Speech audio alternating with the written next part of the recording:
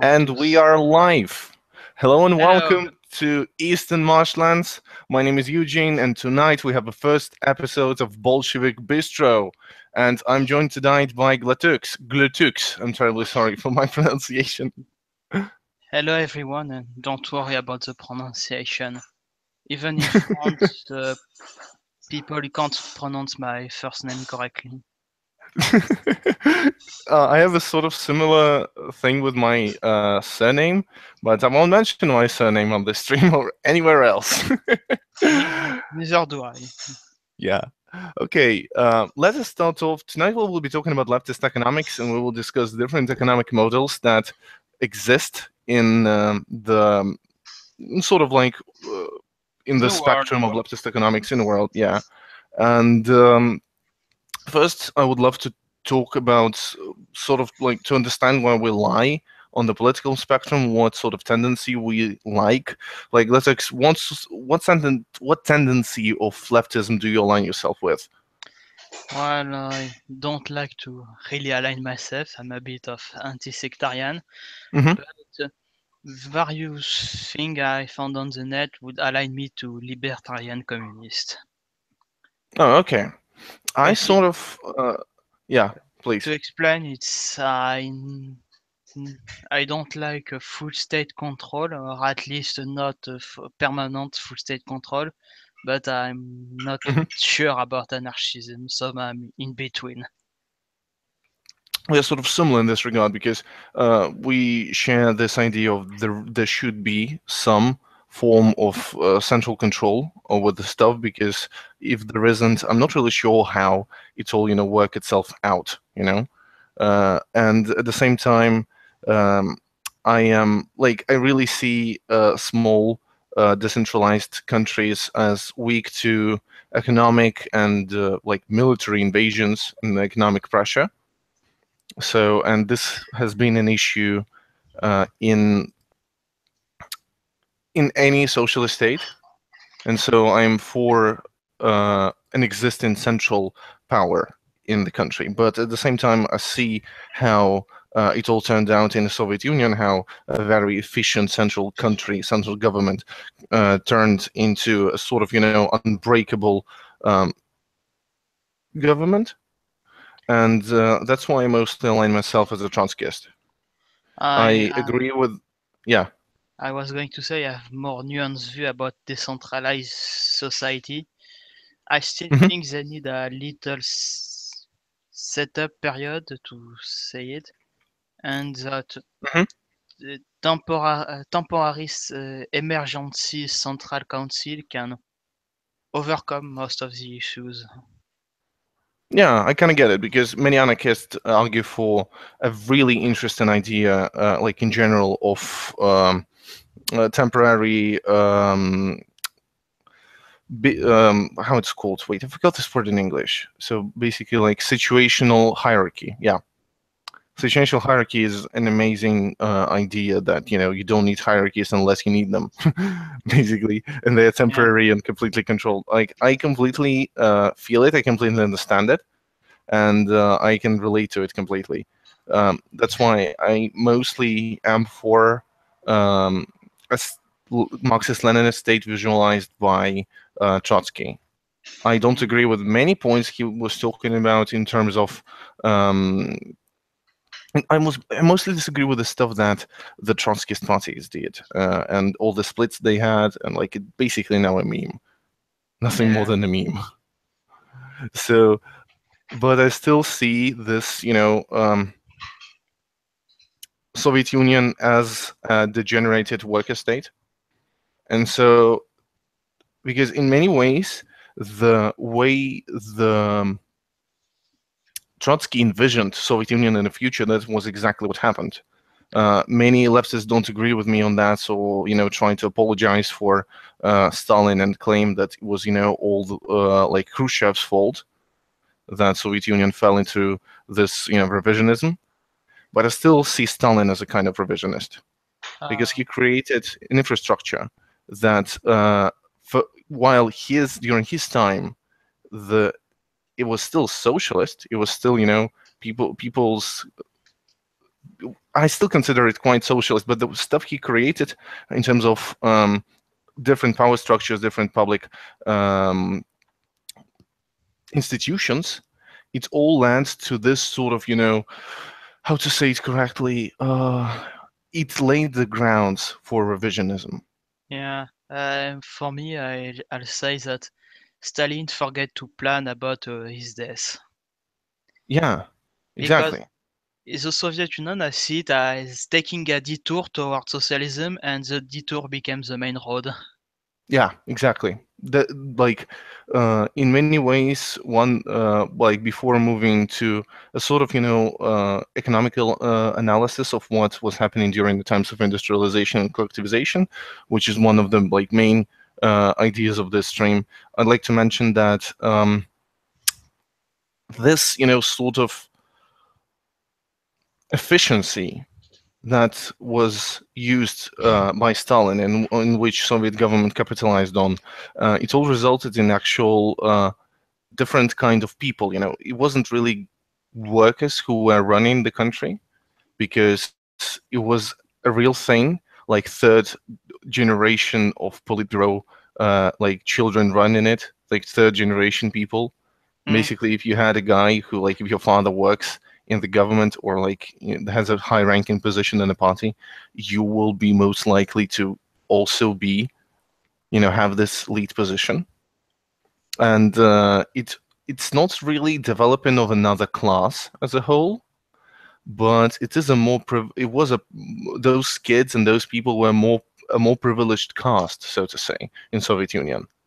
mm, Uh, and those people were the ones who were the first in line when Soviet Union fell apart to privatize the land and privatize the factories. mm. Well, that's as people said that Stalin was surrounded by yes sir, and the first thing about yes sir that they will be the first to devour your corpse like Yeah, vultures. exactly. They were actually like the people uh, who basically shared all the stuff between themselves and ran off. And like now Russia is an oligarchy that's ran by the card carrying communists. It's really Yeah, funny how they yeah, basically just did the same thing but with the market structure, open market free economy structure. yeah. But this was like one of the interesting parts about October Revolution. First, the Bolsheviks, when they were like to understand completely how uh, Soviet Union went off track, so to say, um, we should look at the October Revolution. And when October happened, um, Bolsheviks basically capitalized on the Soviets, which existed independent from the Bolsheviks.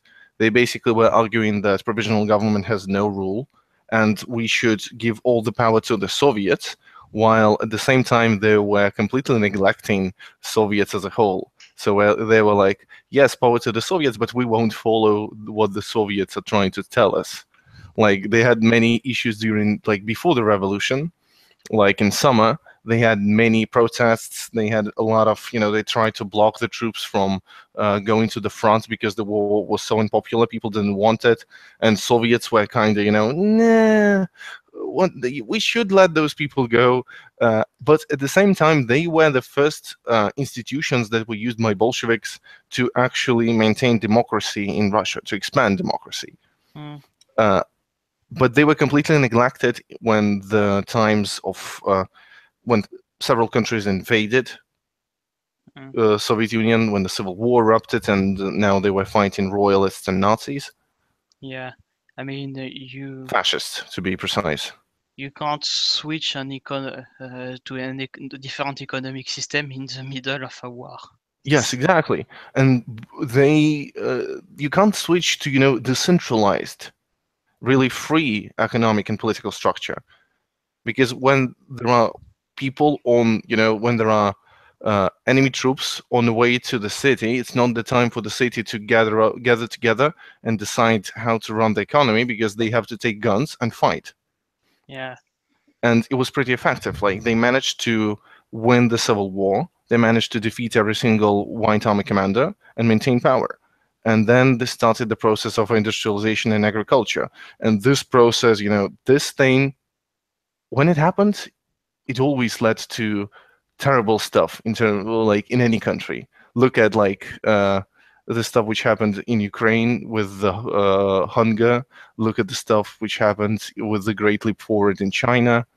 mm, It all required really swift and action, swift force to actually do those things, to manage new enterprises, to install new authority in the huge Russian lands. mm.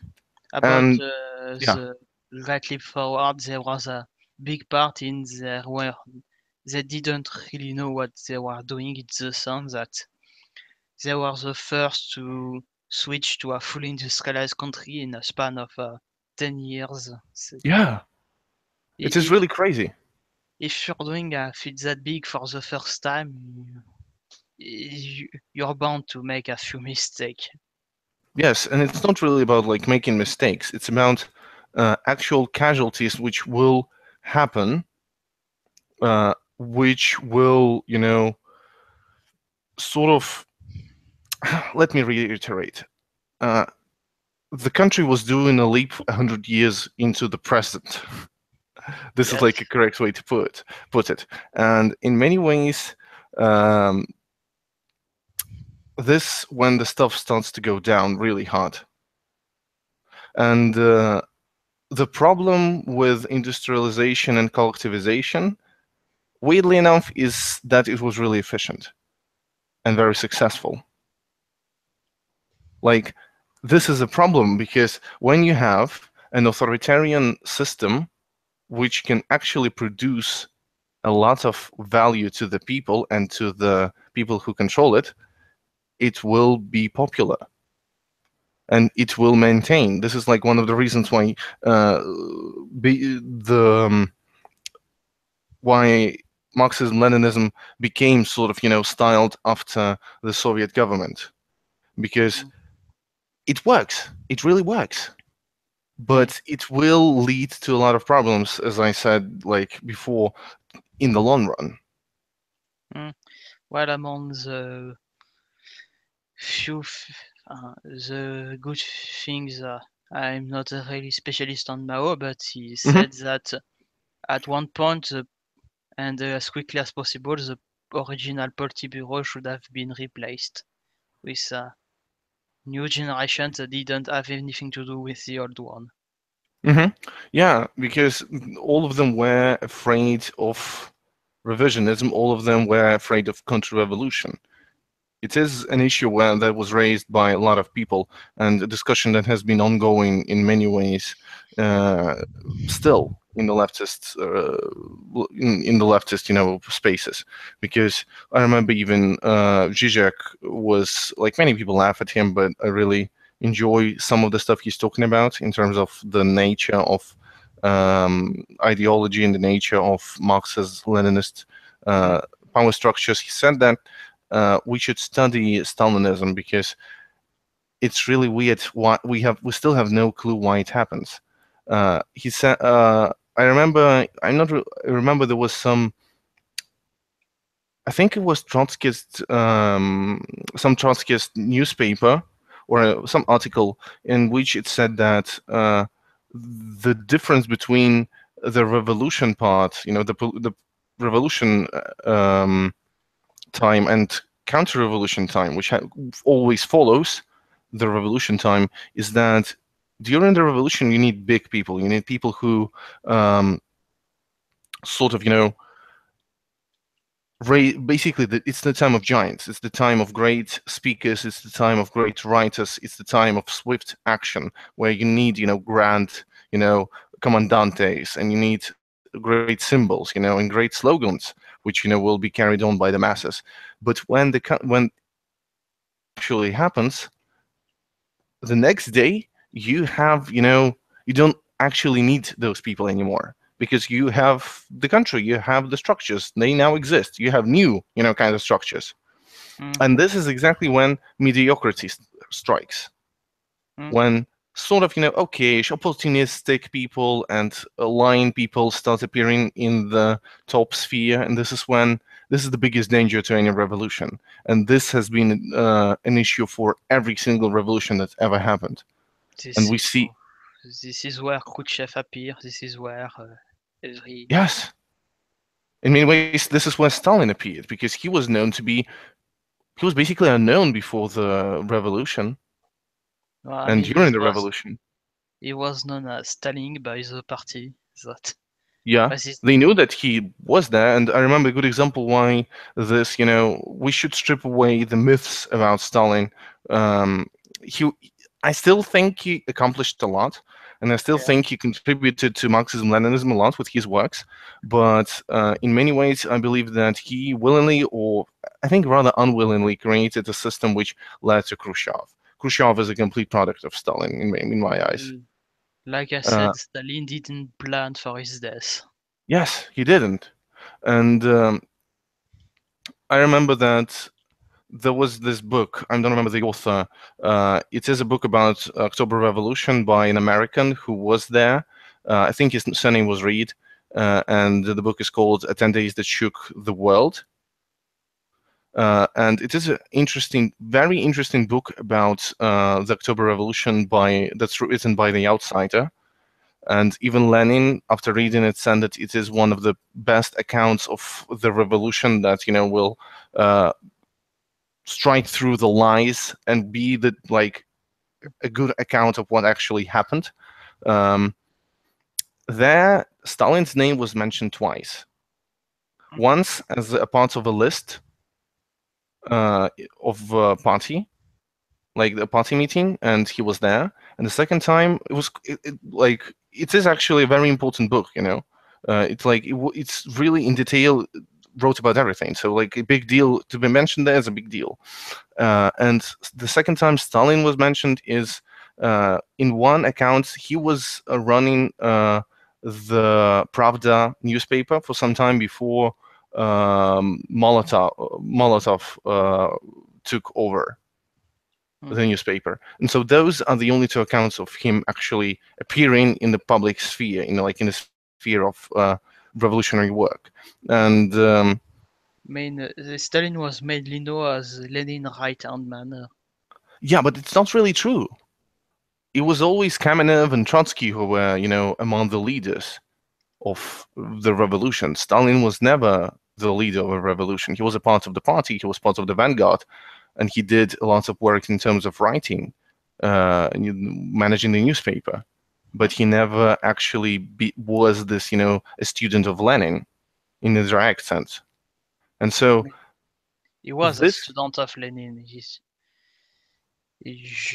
was a student of Lenin. He stood by him, and he was his right-hand man for mostly the post-revolution time. yeah, after the revolution, when he became one of the ministers, one of the People's Commissars, he was actually like he was becoming big. But this is exactly what I'm talking about. Many Trotskyists, I mean, don't agree with this, notion that Stalin was such, a mediocre person. No, I if still Stalin was mediocre, the Soviet Union would not have lasted. Exactly, it would lost the war. But they say that this is the exact time when opportunistic people appear and when not, the most genuine people appear. I think And I'm not defend. Yeah, I please. was saying I think Lenin said that Stalin was brutally efficient. The keyword Yeah, being brutally. exactly. He was brutally efficient. This is what made him a good leader, but a person who created a system which led to revisionism. But still, I'm not really sure whether, like, to move closer to the economy question. I really think that it is an issue of economy as well, because Stalin was a product of his time, just as Khrushchev was a product of his time. And it is mostly, they were products not only of the time, but of the system that was around them. Uh, let us look at the whole idea behind the economic and political structure of Soviet Union. that was described in Lenin's book State and Revolution, and like think of what Lenin has envisioned and what was actually the case in Soviet Union. So do you know about what he was describing in the State and Revolution? I'm not that knowledgeable, but I But and like basic idea is that the country, the state, should be the employer mm, of the every single person in the country.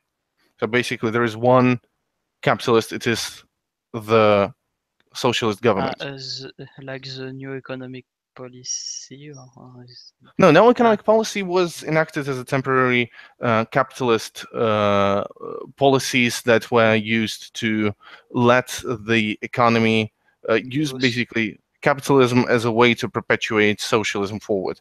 yeah It was actually pretty weird because a lot of people in the party opposed it, and they were saying like, "Why are we turning back to capitalism after the revolution?" But it still was really helpful to lift up some of the regions because they let the capital flow a bit so that it would, so so restructure. in idea the big employer of the state basically what people call state capitalism. So what Yeah, but I don't really like the word state capitalism because I consider, like the West to be state capitalist. I mean, Because, state yeah, capitalist implies the state has the same objectives as a capitalist. yeah, sort like this is what, like, for example, America is state capitalist because there is no complete free market. Free market is controlled by the country, and they Uh, can't exist from like separated from each other. as But like, I kind of get America, what you mean. I don't think America is really state capitalist. I'll say China is more qualified Yeah, because in America there seems to be an allergy to the state.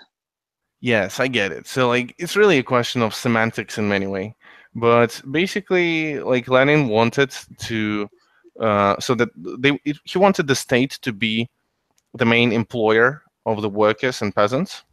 Hmm, And after time, when the main when the workers and when the people are given all the needs are fulfilled, they have education, they have um, ways to actually do stuff themselves, to actually run economy themselves and run the system itself themselves. The rule of the state will slowly decrease hmm. because there is no need for it.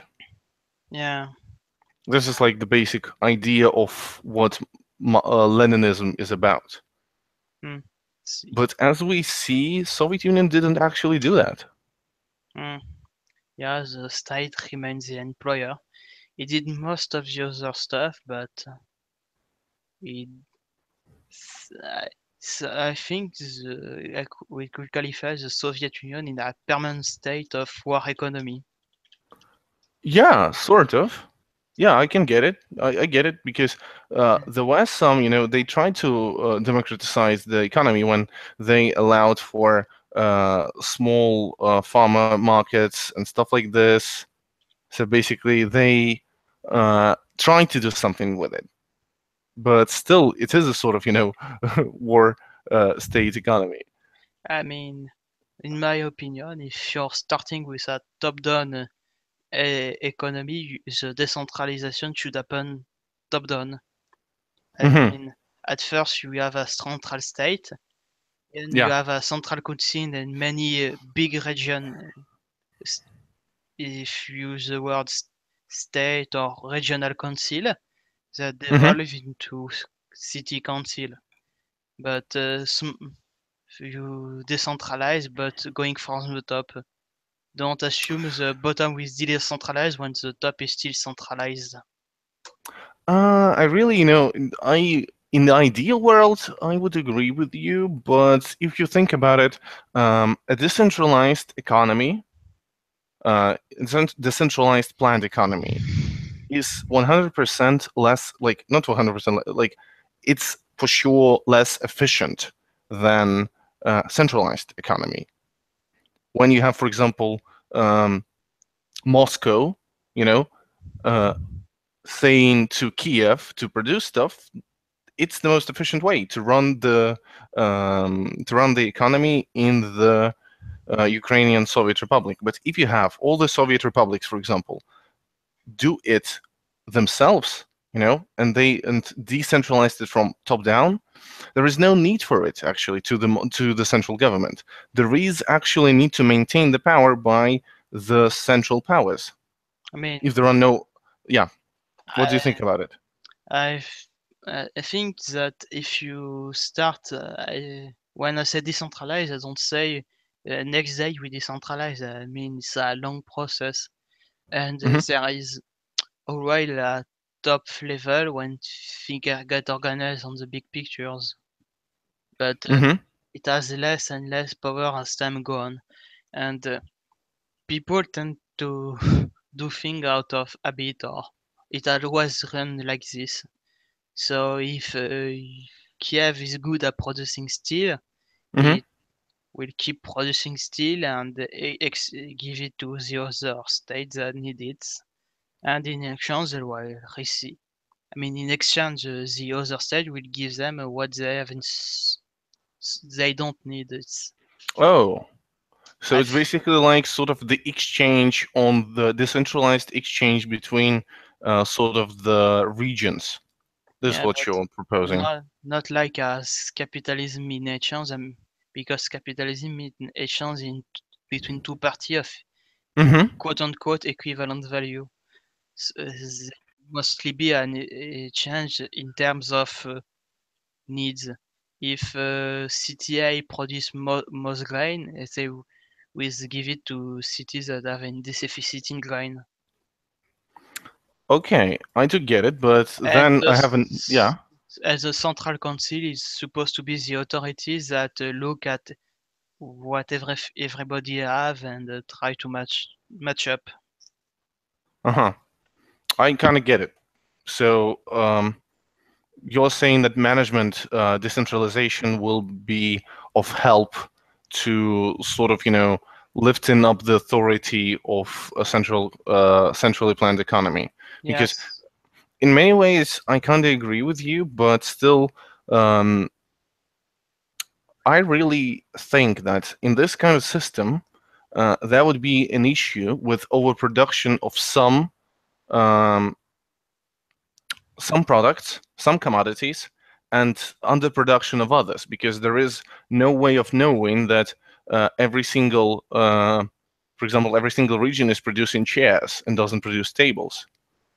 I Like the mean, question is, how, or are you saying that all the states should aim for self-management, sort of like with no need for exchange, and produce their own thing? I don't really think so, but I think they should have self-management zone. For Mm-hmm. example, a group of two countries are both self-dependent of each other. But Mm-hmm. when I mean self-dependent, I mean it's on the most basic things. Luxury aren't considered dependent. It's, Okay.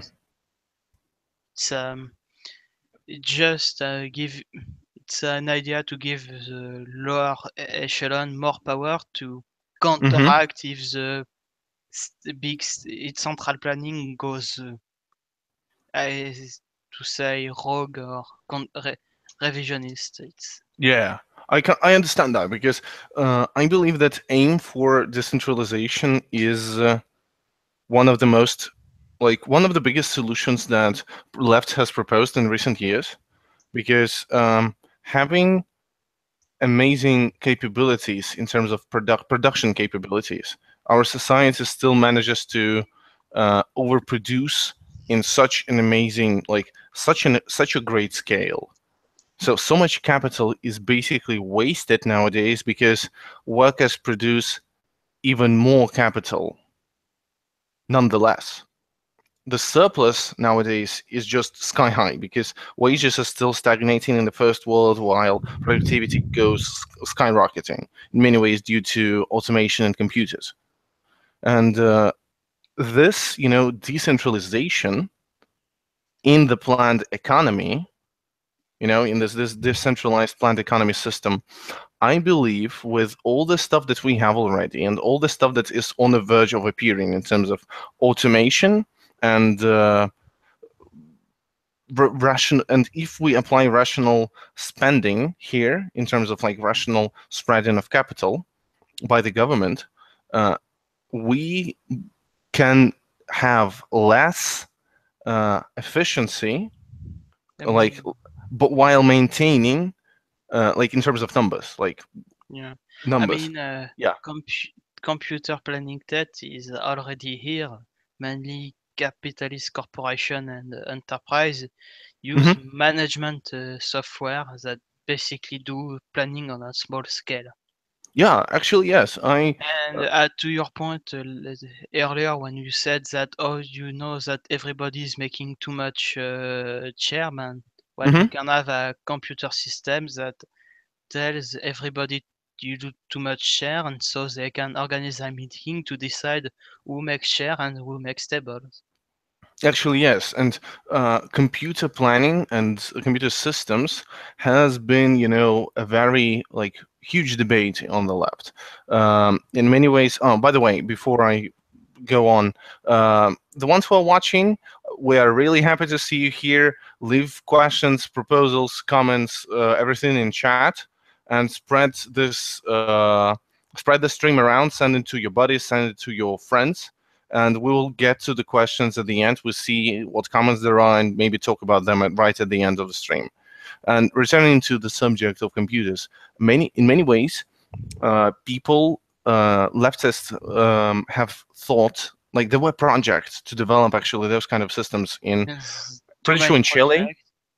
There was cybersyn in Chile that was achieved, but we don't have much documentation about it because it was destroyed by Pinochet and the CIA. Yeah.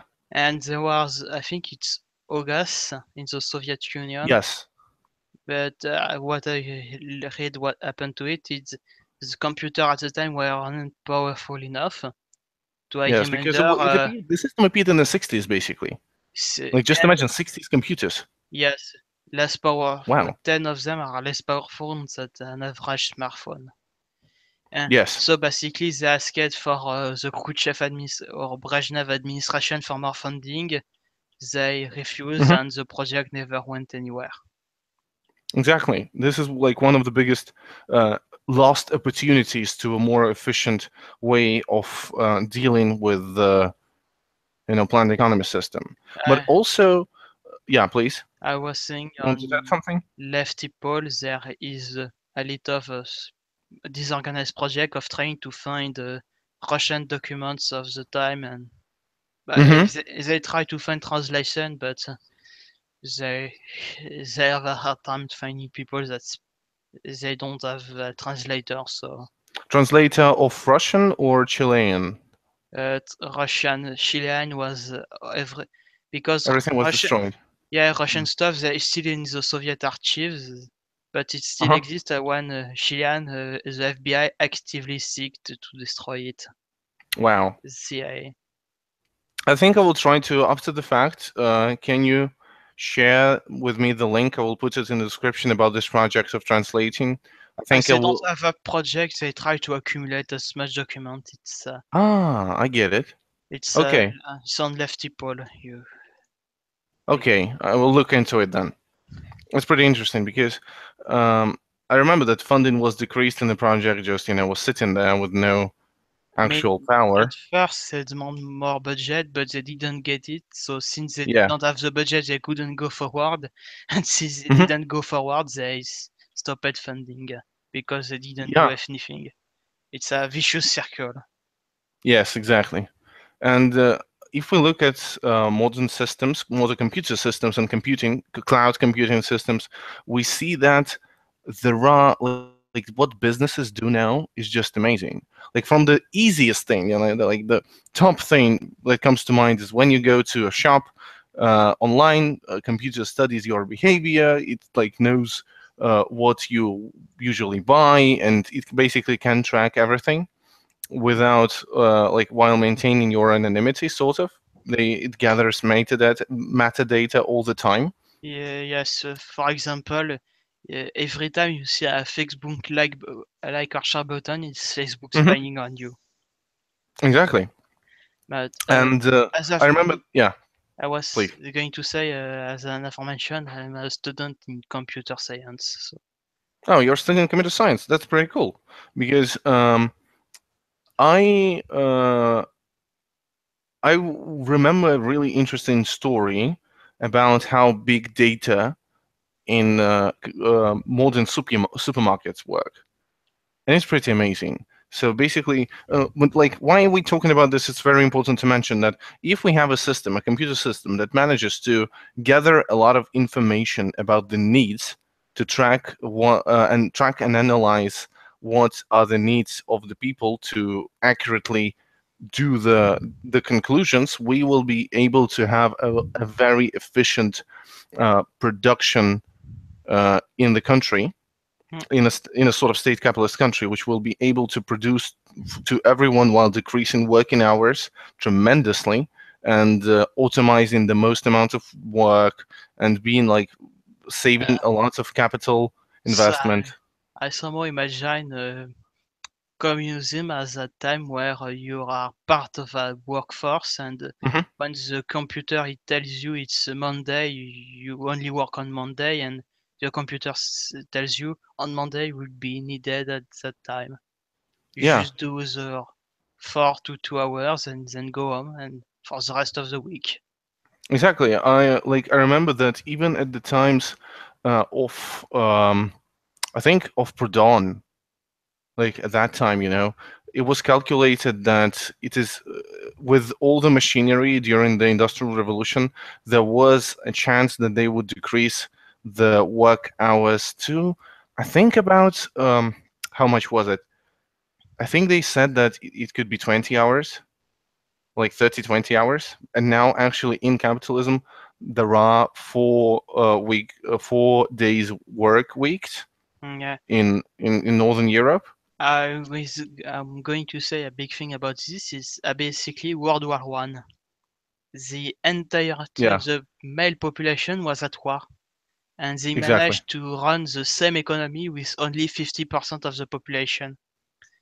And So, even produce even more stuff for the war, which was like, it is I mean, possible. that's our economy, but going back, basically with a 8 hour work week and half the population, they managed to keep the same production as before. So Yeah, the logical socialist step that follow is we cut work in half and employ the women. But yeah, that's not what happened. yeah, yeah. Really understand that. And like the bad, like what? Why didn't it happen? Like, why didn't Soviet Union actually have decreased work hours? Uh, I think it is mostly because there is no way to actually efficiently have efficient calculations without extreme analysis. Like, You either need a computers or a fuck ton of bureaucrats. it's basically a fuck ton of bureaucrats. It's pretty accurate because I believe that using this kind of technique, I wanted to tell a story. This little amazing story. It was, I think, was Walmart or Tesco, some other company. Like basically, this huge American supermarket conglomerates. They Mm, employ a really interesting system, um, which manages to do amazing stuff with like its computing. So there was this family, and a father noticed that in the mail she received coupons for like it was a daughter. She was 15 years old, as I remember, and she was the only daughter in the house, and the she received production coupons city stuff. like the kids stuff. Yeah, like for example, kids food, like all this stuff, Pampers, stuff like this. And father became outraged that the shop is sending this kind of stuff to her daughter that is 15 years old, basically promoting teen pregnancy. And later he found out that daughter actually like the the manager said like, "Oh, I'm very sorry. It is an automated machine. It was a mistake. We're very sorry." But later, uh, actually, the girl was pregnant, Yes, and the machine has just seen. Uh, she was looking at baby yeah, stuff. she was looking at baby stuff. She was looking at, or she was buying, like products with no artificial flavors. You know, this kind of stuff. Mm. And everybody was like, basically the shop knew that the girl is pregnant beforehand. The computer knew before the shop, even. Yes, no, that she knew. Mm. The father didn't know, and the computer managed to figure it out for himself that the girl is Amazing. pregnant with no visual like indication of it. This is what computers are capable nowadays. Mm. And a bit about computer capacity. Hmm. A bit of warning, they're shittier than people make it out to be. Because the biggest problem about all this computer analysis is most of the time we don't know how the computer thinks, Hmm. and sometimes they do shit decision. There was a Yeah. story about a automated car that was programmed to follow the road, Okay. and one time when it reached a bridge, it fell into the water because Why? the computer, when he does his analysis, he didn't actually see the road as the thing he had to follow. He followed the Huh? grass on the side of the road Ah, and the grass was going down to the river. Yeah.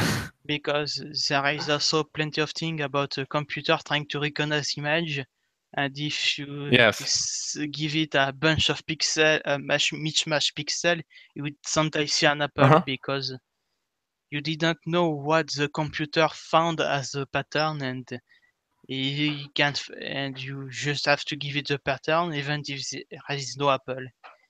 You will see an apple. Yes, exactly. That's why I believe that decision making in this, sort of analysis, computers give us amazing analysis capabilities. It wins us in a game of chess, and we thought this is the most human thing to do, play chess. But computers do better counting and they do better analysis than humans. Mm. And decision making shouldn't lie on the the computers only. I believe there Yeah, should be uh, an actual management. But this is yeah. like the question arises between, because Soviet Union had management, but it wasn't democratic at all. Mm. And in many ways, it happened due to the fact that when the Soviet rule just came to be, uh, not a lot of people could even read, could even read and write. Mm. And they had to employ people who actually had capabilities for managing companies, managing factories, Yeah. and that's what they did. And they kept the system where workers did have some ways to actually influence the way they are treated. But like I've heard stories about the government unions actually working with the workers to improve the working conditions in some places, but for Mm. the most part, it wasn't centralized, it wasn't systematic. Mm. And I believe that we should talk about democracy at workplace, and we should talk about how to sort of, join two big systems of what is workers' control, like workers' management of the workplace, and plant economy. Like, do you see those two things actually fit? Yes, and funny thing is, computer works really well when decentralized. Hmm. They and yes, the computer haven't reached the point where they can make thoughtful decision.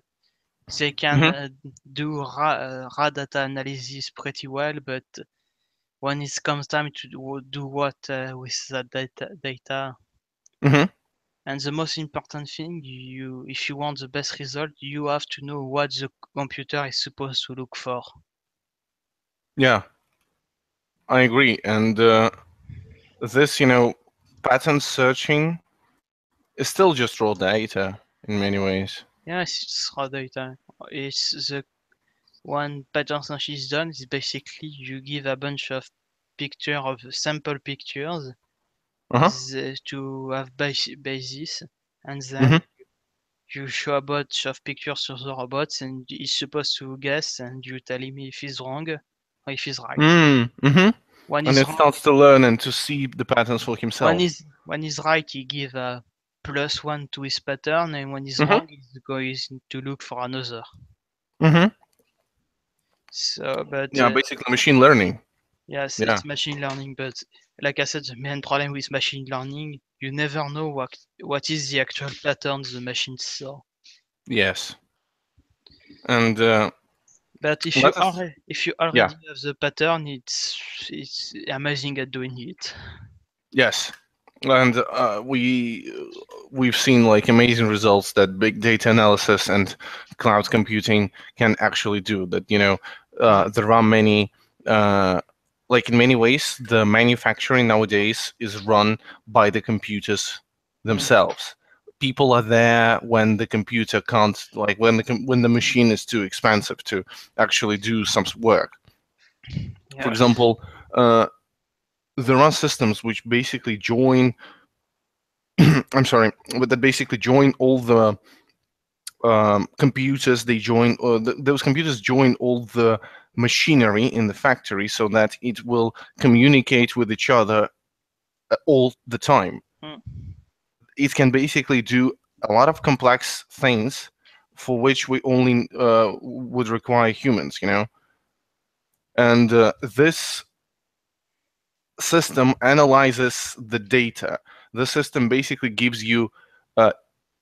It knows where every single little thing is situated in itself, mm, and yes. it analyzes it Mm, and produces gives you full report of what is happening, what is everywhere. You can get mm, all the information of where every single little piece of like metal on the factory is situated. It's pretty amazing and pretty fascinating, and I believe that socialism is this, but on a large scale while putting the people first. And yeah.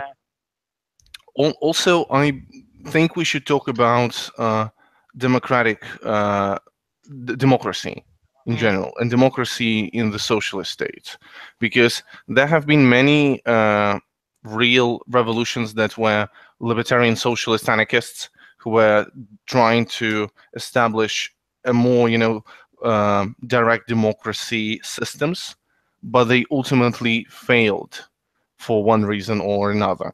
The biggest, that we have nowadays is Rojava in Syria, which mm, is decentralized.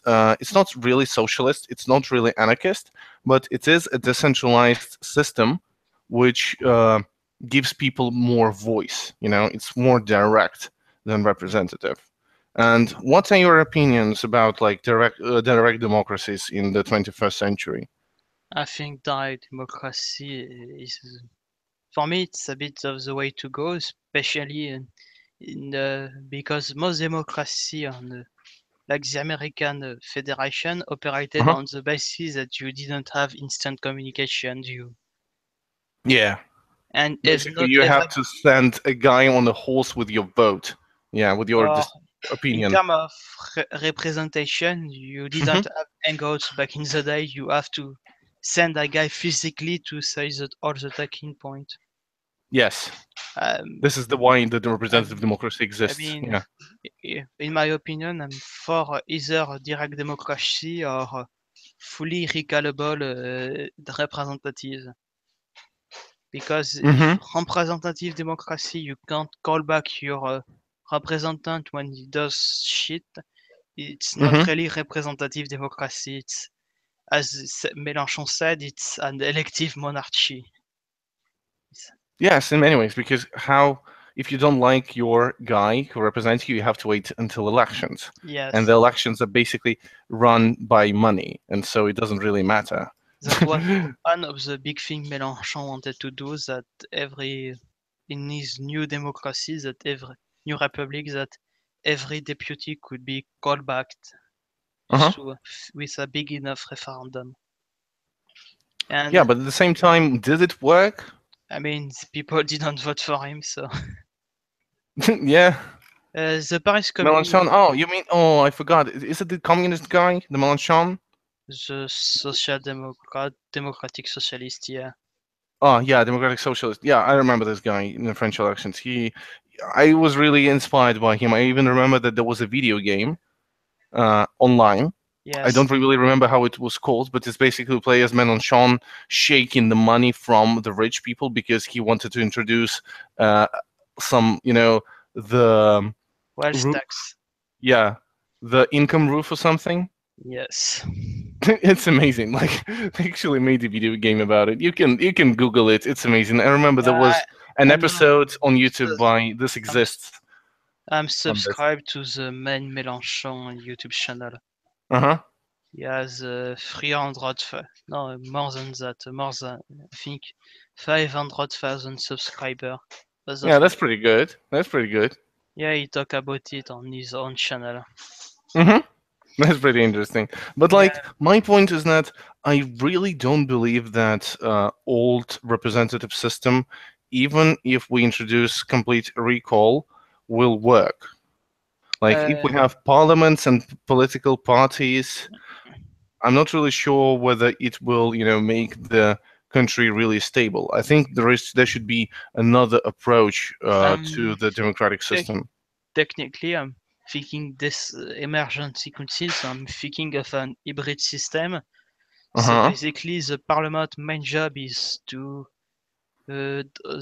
make law plans, and if the public can introduce them via referendum, Mm so their main job is to write for potential law, and if there an emergency, hmm. Mm hmm. they're the one making a decision that later would be put to vote, should we keep it or not. Yeah, I think a lot of those things should be opened.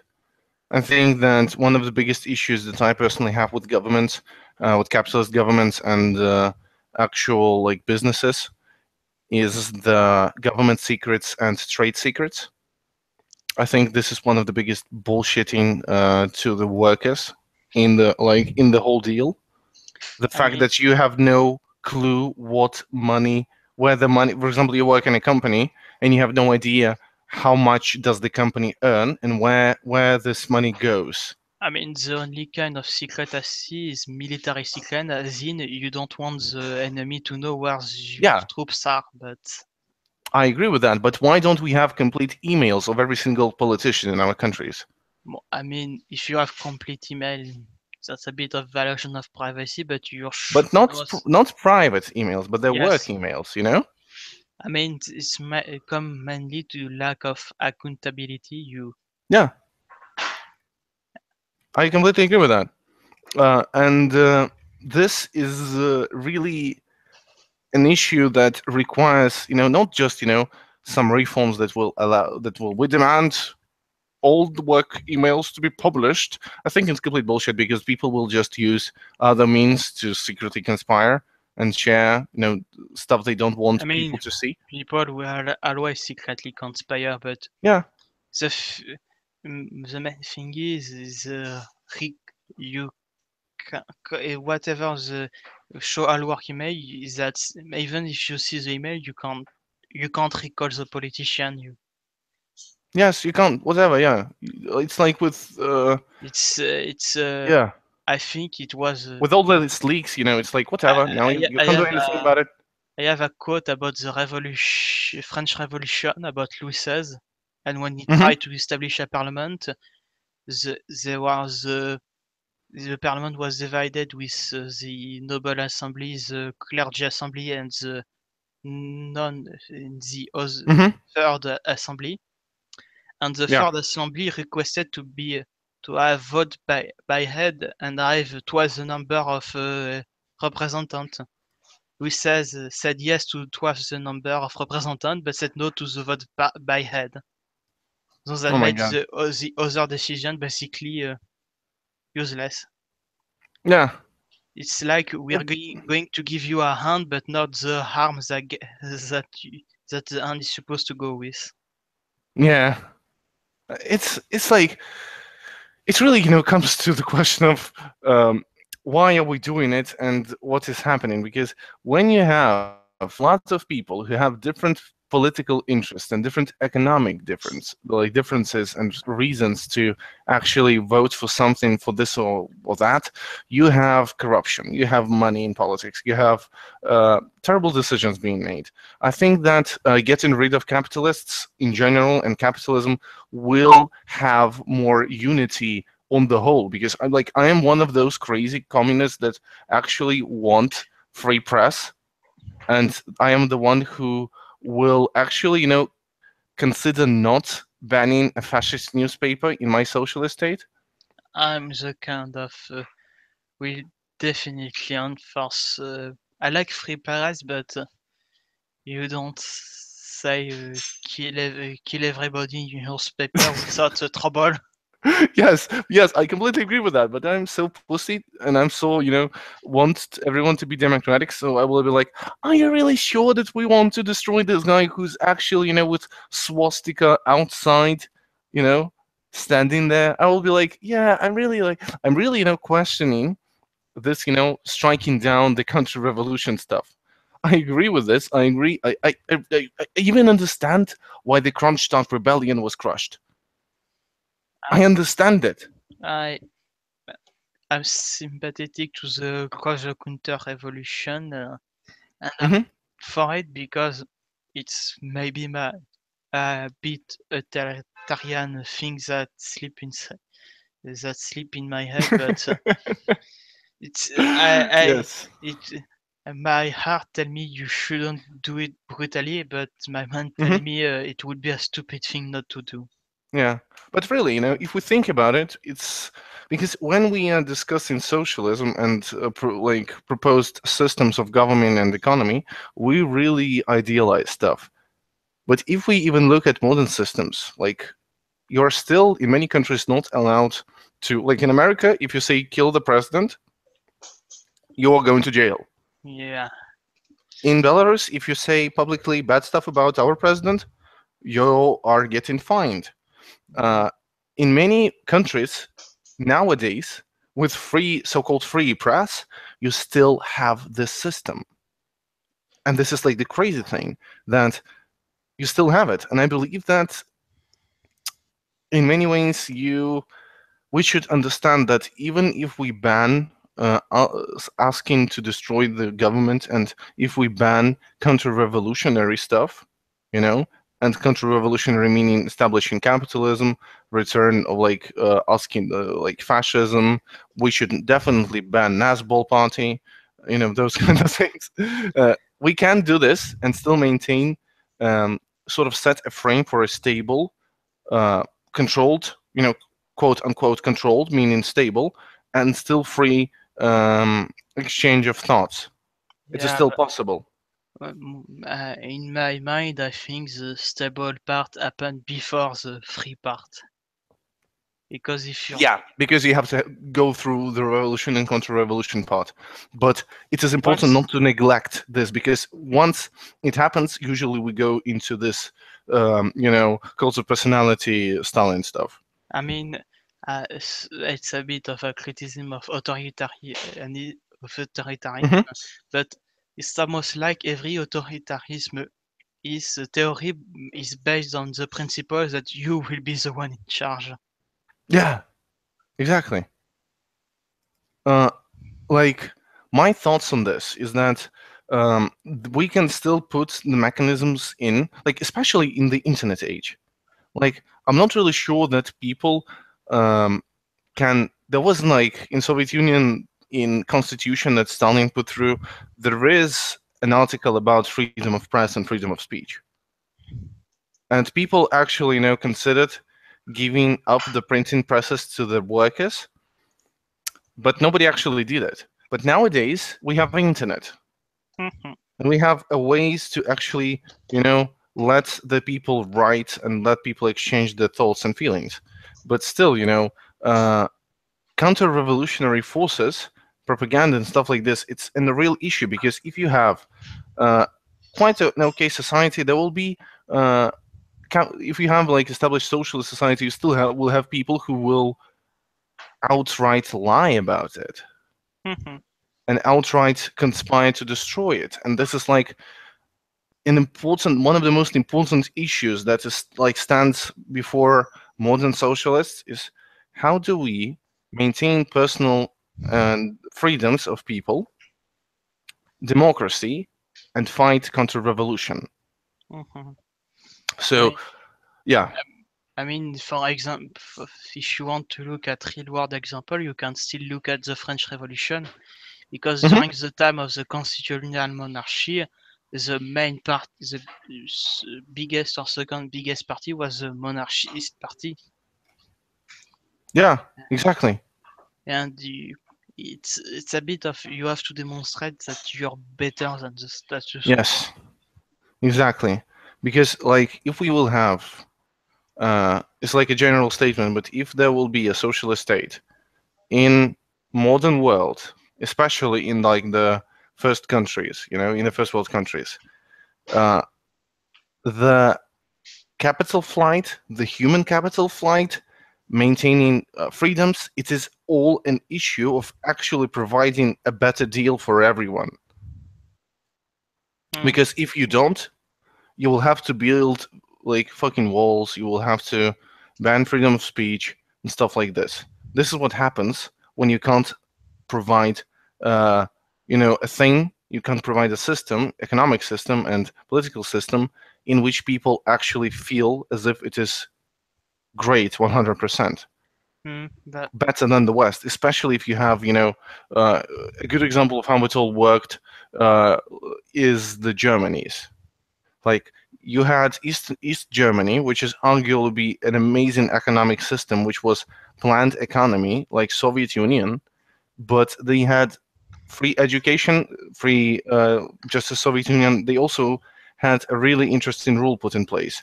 It was completely unallowed to fire a person from work mm, or fire him because he's not appearing and just sitting at home drinking, or uh, if he's doing a bad job.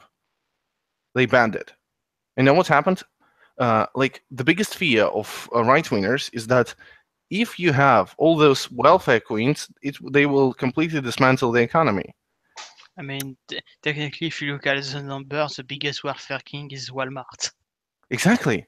They are actually the ones who get more than like any other like welfare queen. 0.1% of people in East Germany were employed but didn't actually work at all. And the economy did perfectly without them. Mm. Like perfectly. They still provided them. They didn't get, extra payments, they didn't get promoted or anything, but they still like got their salaries and Mm. they could live on. I Yeah. mean, the welfare queen is such as practically non-existent population. Yeah. You it's basically what every statistician will tell you. You can't make statistic on with the extreme. Exactly. Yes. Like You don't make decision based on it's a bit cruel, but based on 1% of the population. You base it on 20, 50. mhm. It's you get around to them when you are solved all the other issues. You can't. Yeah, I agree with that. You, It's really a question of how you show the statistics. I mean, the statistic that clears it's how you interpret it. It's when you interpret it where the problem arises. Yes, I agree. And also, I think in many ways, many problems that exist with socialist states is the issue of money. There are many leftists who actually say that money should be abolished and people should be Uh, provided everything. I agree. And in social, in cap, yeah, please. I agree about money should be abolished. It's basically what money was in the it's a bit of ancient history, but at the beginning it was just a thing accountant used to measure stride. They just Yeah. needed to put a number on everything when making out accounting. It's Yes. like, but yeah, I think money. I'm one of the lefties. I think money should be abolished. hmm I sort of agree with that, and I believe there is a better system that could be an alternative to money, which is better. It is labor vouchers. I don't really like labor vouchers. Okay, let's first go through what it basically is, and then we will discuss the this aspect because I really enjoy it, and I would love to hear your critique. So basically, for people who don't know, labor vouchers is a sort of let A me free explain it meal this way. gate, a free meal coupon. Yes, exactly. Usually in capitalism, you are paid all the time in capitalism. You are paid with money. You're giving $10, for example, yes, for something, and in this proposed economic system, you're not given $10, but you're given 10 tokens. Those tokens, you, for example, you go to the shop to buy yourself a bubble gum, which costed 1 token. You give this token to a person who's selling it. He gives you um, the bubble gum and destroys the token. This way, you can still, have you can still earn and like have some money in your pocket and to save it, but it's not circulating in any way. That and the government actually is the one that sets prices on the commodities. In this way, you have a planned economy, which is really it has decentralization capabilities because the main control of the government and priorities in what is to be produced and so on, they use the price setting as the main way to actually control the economy.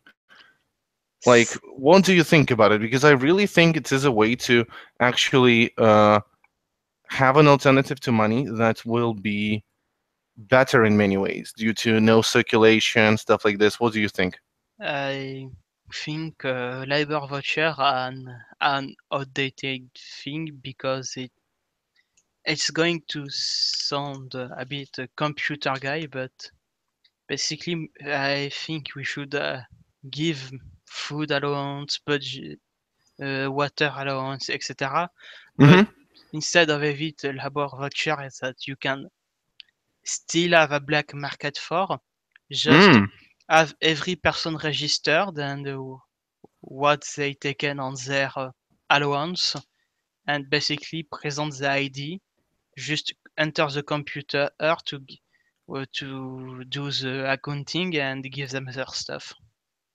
Wait, so like you're proposing sort of like a credit card, yeah? Like a Basically, unique. you have a food credit, a water credit, a luxury credits. Uh-huh. Okay. And so like what is the difference like with the labor vouchers? Because they don't necessarily need to be physical. You can have it all, computerized easily. Labor voucher still gives still a price. For example, something is worth 2 labor voucher. I Uh-huh. think we should allocate resources directly. Oh, so you're for producing with no prizes and providing, yeah? Yes, I don't think we should have 2 labor voucher worth of flour. I think we Mm-hmm. should have a certain weight of flour given to you. You don't set price, you give stuff based on what they need. Okay. Because Uh-huh. price implies averaging and basically turning raw data in a sort of transformed value. Mm-hmm. And as a computer scientist, we don't like much transforming value complex number into simple number. Yeah. Sometimes it will imply lots of calculation error. Okay. Uh, It is if pretty if okay. you work in science, you know what happens if you keep rounding in numbers. It uh, Okay. it ends up making a mistake. Okay. Um, so you're saying that people should be provided those things on their credit, as you said.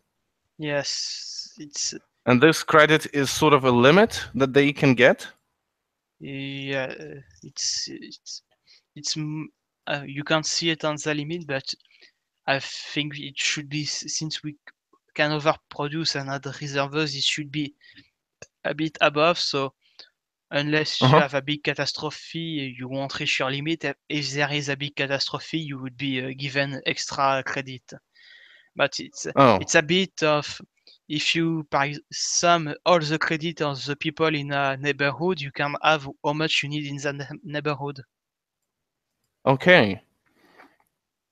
I I see. It is actually, uh, I really, trying to understand this correctly It's a bit like now. virtualized labor voucher, but since you actually use a number of resources, it's less abstract.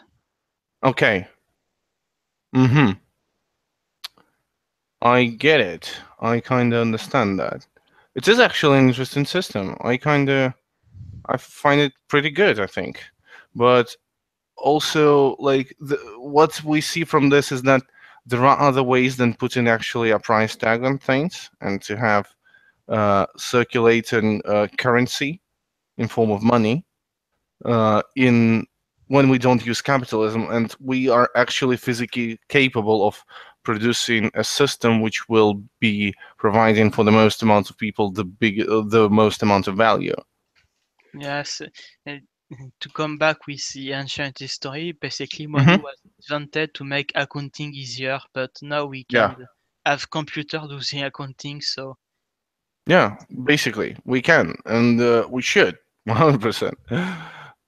Also, another topic I as would like. Yeah, I, please. I was going to say, for me, keeping money only makes sense in a market socialism because you Uh keep a huh. market economy, and Yeah. since you can't, it's not a market is by definition not centralized. An accounting is simplified accounting is necessary. Trade value. Yeah. I agree. And I really don't believe that market socialism on a large scale is able to be stable and is able to be, efficient. Because as we see in capitalism, nowadays there are cooperatives, and those cooperatives basically have a tendency to become I'm sorry, create hierarchies. Yeah, I've tried to pronounce this word. I couldn't. Create hierarchies in order to compete with other businesses. And I believe if we have an ideal system where we have like money circulation and maybe like labor vouchers, whatever, we have like people owning the means of production directly and operating with them in a market, um, we see that hierarchies will appear because it is really more efficient to do it this way. I think it's only efficient because the system capitalist market is not built with cooperative in mind. Yeah. If you do a system entirely based on a cooperative, Hmm. you need to heavily regulate. You need to have high lots of labor law. It's Hmm. basically the ANCAP's nightmare. Yeah. It's just Uncap's nightmare, But exactly. at one at actually my main problem with market socialism is I have difficulties seeing it fully transition easily outside of the market. Oh. But I can think if you try to organize that's basically adaptation of Lenin. If Hmm. all the cooperative organize on a bigger level, eventually the market will disappear. Yeah. I can't agree with that. It's Eventually, it will disappear. Yeah. for me market socialism biggest pros is that since it's a market system, most people are familiar with it, and Yeah. in my opinion, it's easier to get people on board with market socialism than a centrally planned economy. But it's Hmm. mostly at Yeah. pragmatic in the sense people people are more likely to follow you if you present a more acceptable idea. But, Yeah, I agree with that. Also, like I would like to point out a very like peculiar issue because when like in capitalist society we are able to consume a lot of luxuries that go beyond our basic needs. And ideally, socialism its goal as giving those luxuries to everyone and give more and more and more of them, slowly and steadily letting the society become the fully automated gay-space luxury communism. mm, of, I really actually, enjoy the meme, really, uh, because it's like it really accurately describes the act, perfect society in our actually, eyes. Yeah. the fun thing about meme is that it's more of a real luxury than because what most people call luxury is just a better version or a shinier version of an already practical product. Not necessarily. I wouldn't And agree with you on this one. not necessarily, but for example, sports car. It's considered a luxury, but it's just a different kind of car. It's, Yeah. I mean, there are two kinds of luxury. There are actual luxury, entertainment luxury, and all that. And on the other side, there is regular stuff, but better, but shinier.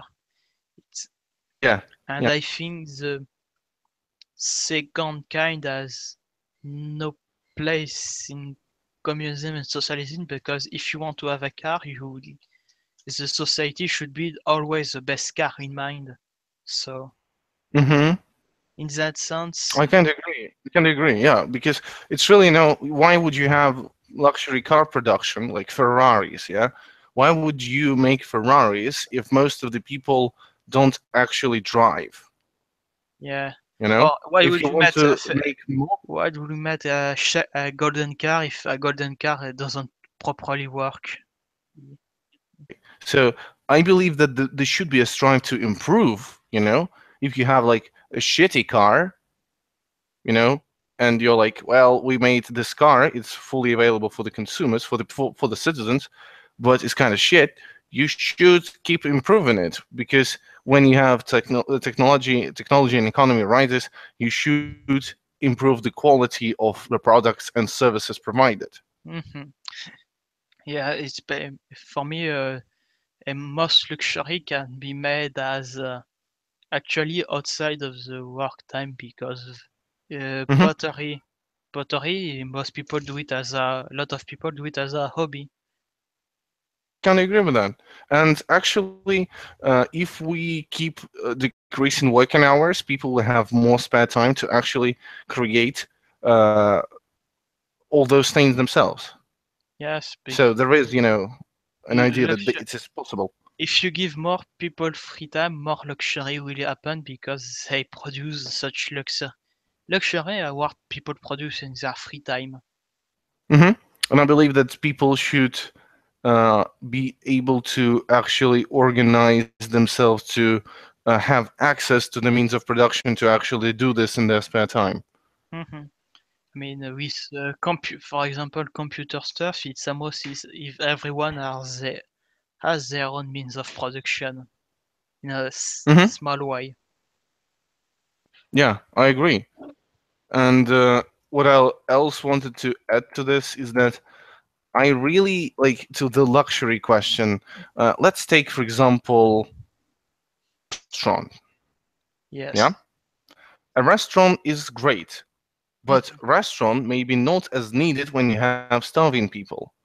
A lot of Mhm. people want to keep this privilege of going to a fancy restaurant while and enjoying a meal there.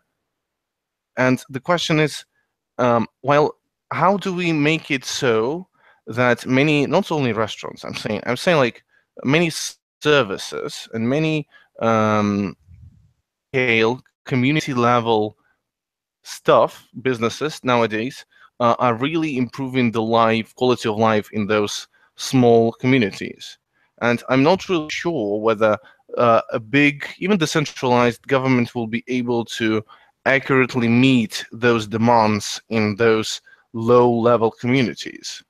In terms of Like, pure resources, yes, but yeah, they basically need each community to have its request office. I Yes, I agree, but still, like, it's to request. Like, I believe that I have a different proposal for this one because go on. that communities are good and decentralized governments are good, but I'm still have a lot of questions to those seen the like really decentralized state has some security measures and then does is sort of stable. I still believe that the more this decentralization is occurring, the more problems you have on your hands with management, even if you have computer systems. So Uh, I have an yeah. it's maybe but the management is usually a lot more efficient than people give it credit for. Maybe, yeah, I agree because mm, for example, a good example is how this full management and full control worked out in East Germany when uh, more than I think about 80% of people said that planned economy system worked for them better than capitalist system before the Soviets came over Mm. in terms of working conditions and in terms of their their basically their feelings about their work, and they managed to produce and be efficient in this, like have better conditions at the same time. And I have an interesting proposal, which is having a system inside of all this, what we have talked about, all this, complex, centralized, decentralized planned economy, to have this system of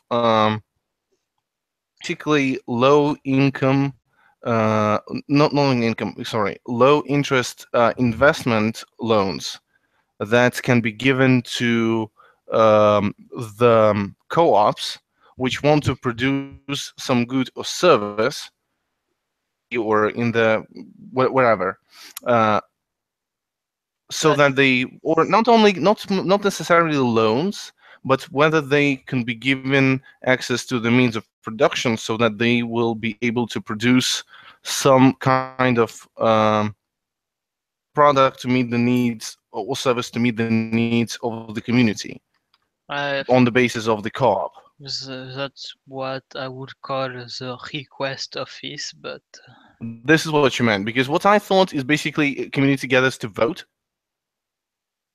mm, This is I, what I thought.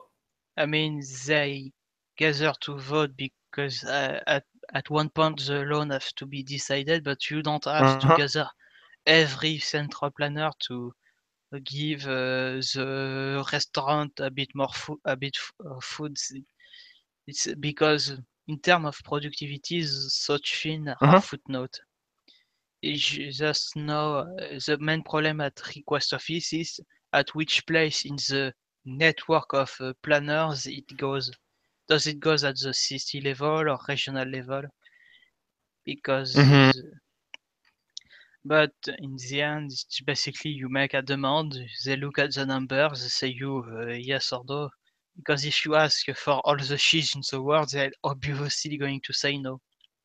Yeah, because it's not efficient. Yeah, exactly. And what I you said half agree with alone that. is mainly for me, are you saying it of calling it alone is basically setting a floor and a roof for it. Yeah, I understand. So basically, those kind of systems should be in place because we should have a system which will be super efficient and also like to maybe finish this whole discussion up.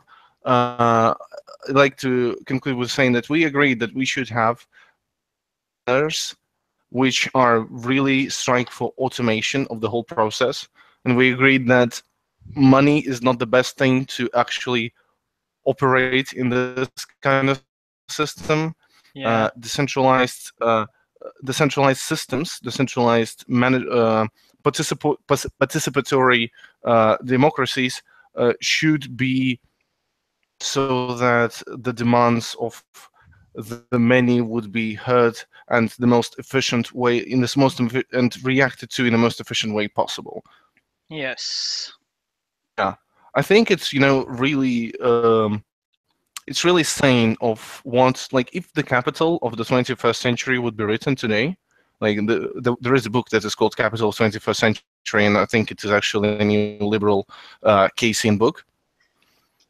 If we had capital in the 21st century, it would be about that. Computer management. It would be about information, because this is what time we live in now. We live in the information age, and we Yeah. should think, like, what's the difference between, like, it's a question that right wingers ask all the time. Hey, like, what's the difference between, like, today and the Soviet Union? Like, what would be? How would you not kill 20 gazillion of Brazilians, like, for no reason? Like, we have a different time, and the different ideas and different um, technical capabilities now exist. And I think it is our task to go deep into such things as computer automation, data analysis, and to figure out exactly reshape the production and the economy. Once of Really, yes, finish. I please. was what? I want. Okay, let me finish first. Then I wanted to say that I think that this task that lies in hands, like, this is the most important thing that socialists should do now, is to sit down and realize that we don't have a theory for the 21st century, and if there would be a theory, it would be based on the information age. I mean, we have some theory, but my main point was saying, remember when you talk to right winger that the Soviet Union didn't fail because their economics were failed. They failed for mostly Uh-huh. internal politics. It's internal. Yes, in many ways. It's not the economy. It's not the starvation. It happened. Starvation happened at the beginning when they made the big collectivization, but after it, it's Yeah, basically stopped. exactly. So they didn't Like, yeah, please they, finish. I'm sorry. they didn't fail economically. They failed because some people who wanted to be capitalist. Yes, exactly. And, like, a great example of how it happened in the real world, in, like, biggest example is, why did Cuba had a huge economic crisis in the 90s? Like, they were pretty good up until the 90s, but in the 90s a huge event happened. Their biggest trade partner disappeared from the map. Soviet Union basically disappeared, and they had no way of actually trading in the Yeah, same amount with the same amount of goods, and they were like, oh, now we don't have anything, and they had the most tremendous, like really hard times I that mean, fell on them, because United States was most basically blockading them all this time. and I love to think about that's a bit that's not really related to socialism or Hmm. maybe, but for example, Cuba and Venezuela, Chile, Venezuela, they were mostly colonial country. And Hmm. colonial country basically have the economy built on the basis that they aren't supposed to support themselves because if Yeah, not they will revolt. They're supposed to make luxury or special products that are only available here and yeah, receive their food from the capital. I exactly. mean, This is the reason why there is like Cuban rum and cigars are famous, and not like Cuban. corn. Uh, yeah, like, The only famous corn is Khrushchev corn, exactly. Siberian corn. Exactly, corn. I love, like, the one of the most amazing things that I was fascinated about in the, like, leftists on the West is that, like, I didn't realize up until the point, like, the fact that all the left on the West actually knows about like Khrushchev and the corn in Siberia, which is like I used to think of it as a local meme, as a meme of the ex-Soviet I citizens, mean, the first time I heard about it, it was when I was looking on Reddit and I on Full Communist. Hmm. They basically corn Khrushchev the corn lord. Exactly, he is the corn lord. It is amazing, like all those little things, Uh, I really don't have much, um, to say jokes about, like to shock people with amazing facts about Soviet Union and stuff. I still have a lot of, shit in my, in the drawer. And I told this to some people, and it is sort of, an announcement that this Sunday or Monday, I'm not really sure. We will record it on Sunday, but it will be uploaded maybe on Monday. We will have a special episode of our podcast, Radio Silence podcast, and it will be completely and fully dedicated to really conspiracy theories. We will be talking about conspiracy theories, and not only the stuff that you know about, not only about like really famous stuff. We will the Anglo-Saxon conspiracy. Yeah, This is I a think local you thing. or somebody else talked about it. The Talked main about it like yeah, I talked the about this main the with main people. Rush the two main Russian conspiracy theory I know is the Mongol Empire didn't exist and the Middle Ages didn't exist. Oh, yes, this is an important thing. We will talk about those things and why the dinosaurs are just they existed and they are just a marketing scheme later this week. Yeah, uh, And I did have a we bit of cover a everything? You want to most. say something? I have a cultural question. Just came up. Does Belarus mean White Russia? Oh, sort of and sort of not. Because I was It told that is. Bela in Russia means white.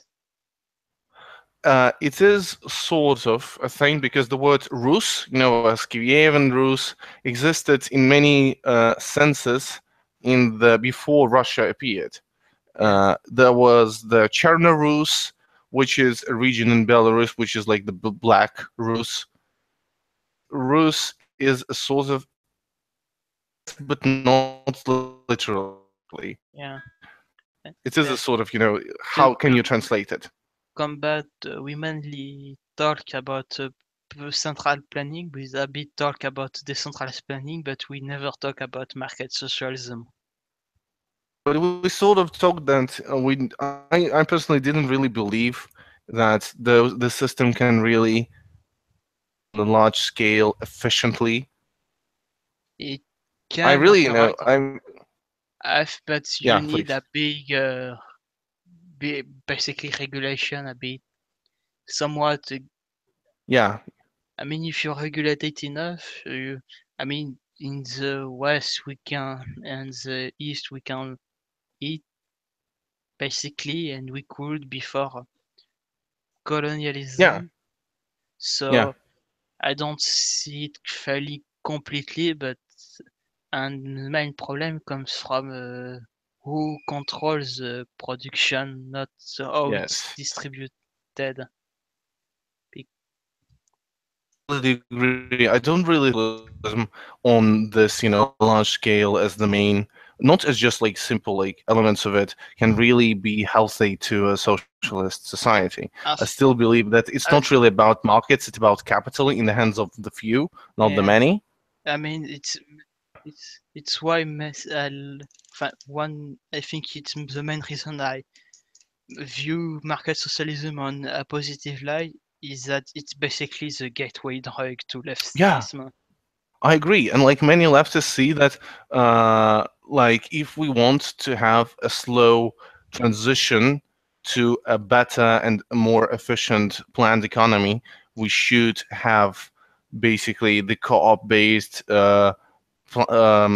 market socialism first. Uh, Technically, if you are reformist, market socialism is the only thing that makes sense Yeah, and because like I you really can't respect reformists. Like I completely agree that it would be really amazing, and it will be quite helpful to the cause. Because in my mind, if you're going to do a revolution, why do the intermediary step? Why not go directly for central planning if you are, or decentralize if you are going to rebuild everything? Mm-hmm. Yeah, I Because, agree. because market socialism only makes sense if you don't want to destroy what's already there, and Yeah, that may basically make you a reformist. I agree with you on this point. And I really think that we should finish it all up. We have been talking for hour and a half already. Are there Okay. any like points that you would like to make before we go offline? Uh, Not as I can think of. I've linked you in the chat the cybernetics thread. Great. I will link it in the Uh, description of be the careful, video. a lot of documents are missing because it will happen during the time HN crashed. Mm-hmm. So there are archives, but lots of documents are missing in the thread. Oh, I get it. Okay. But Okay, so yeah, please. you can find most of the stuff here. It's pretty fascinating. Thank you very much for sharing it. Okay, so I would like to say thank you for everyone who watched this live. I would like to say everyone who watched this after that, thank you as well. It was a lot Thank of fun to talk to you, Glatux. It's a lot of fun to talk to you, and thank you for our free viewer. Okay, and so don't forget that we are having a giveaway, everyone. We are giving away a socialist emulation medal. It is an amazing concept that was developed by Lenin. It is an alternative to a competition in capitalism. Basically, it's not about destroying the defeated, but lifting up those who need it. And I have a real medal of socialist emulation that was given to some person and maybe to some factory. Mostly, it's like given to people and factories and like enterprises. This one is a personal medal. I'm not really sure whom it belonged, but still. And you can also receive, like, go through your socialist emulation by helping out our podcast, lifting up the one who is down there somewhere. And for this, you really don't need to do much. You have to go to the iTunes and leave us any review, any as you wish, 1 star, 5 stars, whatever, and take a screenshot of the review and send it to emlpodcast@gmail.com with the word competition in the topic of the email. And we will end this whole thing on 8th of August at like 1 minute before midnight. And so please do this, and we'll be really happy if you do, because it's really a thing that we need right now. The reviews on iTunes. On this note, I'd like to say again, Letux, it was really fun. Thank you for being the first guest on the Bolshevik Bistro. Thank you for making me the first guest. Yeah, it was really great to talk about those things, and I hope that we will have this stream with different subjects, different guests, every Wednesday at the same time. Mm. And it was a really pleasure to talk to you. And thank you very much for watching, everyone. See you next week. Oh, see you on the Conspiracy Theory podcast, of course. See you another time. Yeah, goodbye. I will be happy to have you back sometimes. Okay, bye, I'll everyone. be happy. Bye.